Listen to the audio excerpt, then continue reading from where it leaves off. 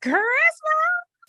Merry Christmas. I am so excited that today is Christmas. Christmas is my absolutely favorite holiday on the planet. And I'm so glad that I've been on vacation so I can enjoy it. Now, I'm not exactly sure why I chose this topic on this particular day, but I'm like, well, it is what it is. Maybe you're listening to this after Christmas. So it's like, you're like, okay, it's fine. Everything's good. Everything's good. But I did choose this topic. And so welcome back to the podcast. If you are watching this on YouTube and you haven't hit like and subscribe, go ahead and hit like and subscribe to this channel. That way you can always be notified every single Sunday when we have an episode come out. So I chose this topic, and the topic that I have here is called Getting Corrected in Dreams. It's hilarious and convicting. One of the things that I want to just mention is that if you're having dreams at night, it's really important to know this. It's not always because of what you watched on TV. It's not always because of you had pizza or hot sauce or whatever, you had alcohol for dinner. Listen, we sleep a third of our lives. So there's like 24 hours in a day. We're supposed to sleep for 8 hours a day. And so 8 hours out of 24, that's a third. So we're supposed to sleep a third of our lives. God is always talking. And so of course, if we're going to be asleep for 8 whole hours, that's an opportunity for God to just like invade our dreams and share something with us, to talk to us. Now, it's also important to know that what I have experienced with God is that a lot of times he speaks in hieroglyphics. That's what I call it, meaning that,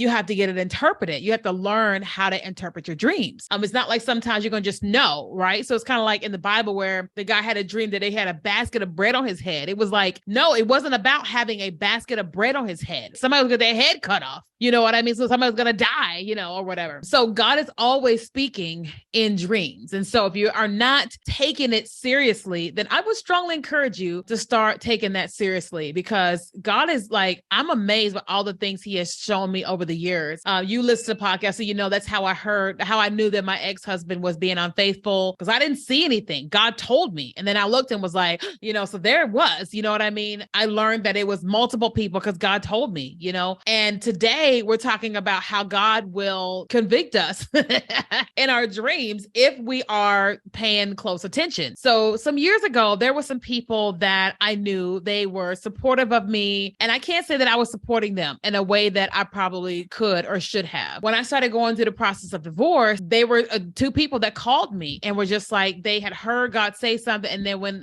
they knew I was going to divorce and I was crying like crazy, they called me and were praying and prophesying over me. And it was maybe a couple weeks or maybe a couple months later, I had a dream about them. And he basically told me that you're not very supportive of them. They have things that they do and you don't support them. You don't invest your money, your time, nothing for them or with them. And I was like, ouch. And that was a very literal dream. And so when I woke up from that, I messaged them and was just like, hey, I had a dream last night and God told me that I'm not very supportive of you guys. And so I'm really sorry that I have not been supportive of you, your business, and all the things you're doing over the years. Please let me know what's a way that I can start to support you. And they were very shocked. And it was very like, yeah, that's exactly how they felt. But I got the dream and then I took action with it. But one of the things lately that has been happening, and this happens all the time, is that he convicts me about dating apps. Oh man, let's just RIP to my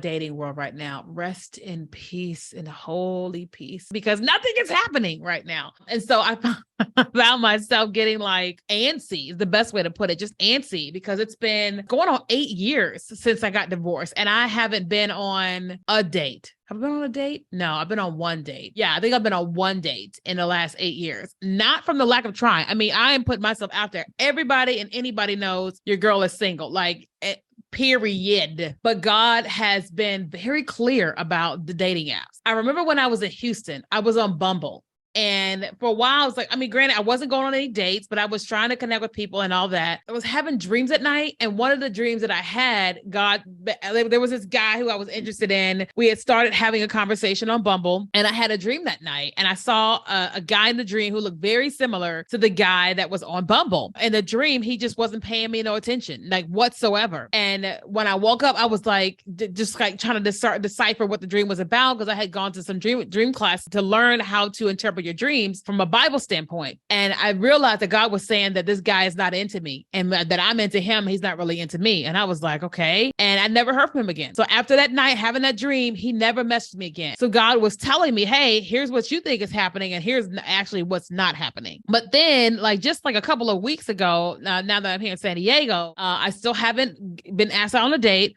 And I got onto Facebook dating, right? Because Facebook has dating app. Okay, she didn't know that. And I'm just talking to people, and I'm like, some of them seem nice or whatever, and I'm just talking to people, nothing serious. I haven't given my phone number to any of them, and I have a dream, right? And I'm like in this beautiful wedding dress. I mean, it's packed outside, packed inside. Everybody is there. I go inside, and nobody's walking me down the aisle. It's just me. And I'm like, people are looking, and then like somehow I start dancing down the aisle and just being myself. And then I look, and I can't find the groom, and I can't figure out how to get down to where the groom would be at. So I go outside and try to figure out how to get to the groom, and I cannot get to the groom, and I just cannot get to the groom. And I never even knew who the groom was. I couldn't even see him. And so then the next night I had another dream. And then the next night I had another dream. And so finally I'm just like, what is going on with this dream? Like, am I getting ready to get married? Or because I'm like, I'm not doing anything quote unquote bad. And so I'm just like, trying to figure out what's going on. And so I ended up sending the dreams to my best friend, who is not a dream interpreter, but she has a relationship with the Lord, and she also knows me. And I said, what are you getting from this? Like these three dreams. She goes, well, it just feels like you got a bunch of distractions. It's like a bunch of distractions that are going on in your life. And it just seems like God is talking to you about some distractions. And so there was someone that I had met, recently. And I was like, is that something going on with that person? He said, no. And I said, oh, okay, well, what is going on? I'm just sitting there like, is this about the Facebook dating app? And he said, yes. And I said, yes? You're telling me I had these 3 dreams 3 nights in a row because of the Facebook dating app? Yes. So you want me to get off of the app? Yes. And I'm like, what's wrong with the Facebook dating app? And I just felt like he was saying like, well, it's not necessarily that something is wrong with the Facebook dating app as a whole. There's just something wrong with it for me. I felt like he's saying that I've got something for you. I've got someone for you. And he's not going to be on these dating apps. Like the experience that you want to have is not going to be on these dating apps. These dating apps are actually going to be distractions of what it is that I'm actually trying to do with you and for you. And so I deleted the app. And would you know, I have not had a dream since. Talk about like conviction. And I've just kind of been like, but I don't understand. Like, what is wrong? And what I just realized is that God is so kind. He loves us so much. He will do whatever he can to protect us, to keep us on track, free of distractions, free of buzzards. I just have to just remind myself about how much I love him, how much he loves me. And I'm like, as much as I want to go on a bunch of dates, I want to be asked out. I want to be, not that I want to be wine and dine. I can wine and dine myself, but it's like, it's nothing like getting ready to go out on a date with a man. You're like getting dressed for it. There's all the things that go along when you're getting ready to go on a date or whatever. And I miss that. I miss that. I miss the butterflies. I miss all of that. The dream is telling me that as much as I want that in my real life, that's not what I want, because it's going to distract me. It's not going to give me what it is that I really want to have happen. So God will talk to you as he talks to me in our dreams in an effort to keep us on track, to convict us and all the things, apologizing to a friend, to, hey, your husband's unfaithful, to get off the dating apps, to strategies for my business, to use TikTok marketing for my business, all of this stuff. He is like so intentional with like all the stuff. And if we just pause and allow him to speak to us and allow ourselves to go, what is it God is saying here? Is he saying something here to me? If we will just steward those dreams. And when I say the word steward dreams, it's like we're all having dreams at night at some degree. It may not be every single night, but we're having dreams. And the way to steward a dream is when you wake up and you're in that bed and you realize you just had a dream, it's grabbing your phone and it's writing down what just happened in your dream. That's like, I have this thing that when I do meet someone and we get to the stage where we're talking about marriage, then I'll have this very honest conversation with him. I'll say, hey, listen, I have this thing where as soon as I wake up in the morning, as soon as I turn off my alarm, before I turn over to kiss you anything, I am going to grab from my phone if I had a dream that night. And the whole goal is not to check text messages, social media. It's for me to capture down what I just got in a dream so that I don't lose it. Because oftentimes when we don't write down what we just dreamt, as soon as we wake up, we lose it. And so that's something that I'll tell him or whatever when that time comes of like, because I'm trying to steward the dreams and capture what it is. Because, once your eyes wake up, now you're hearing, you're seeing, you're feeling, sensing all that. And if you have a spouse next to you, now you're like, ooh, hey, honey, all the things is over there. And so I'm like, the easiest way I can capture what it is just is happening with me is to be able to grab my phone. And so that's just something I kind of said that I want to talk to a future spouse about. And I'm sure that he will be like, okay, because it's not like I'm like trying to do something crazy. I'm just trying to capture a dream. You know what I mean? And then he'll know me by the Spirit to know that I'm not doing nothing crazy or whatever. So I just want to share that with you guys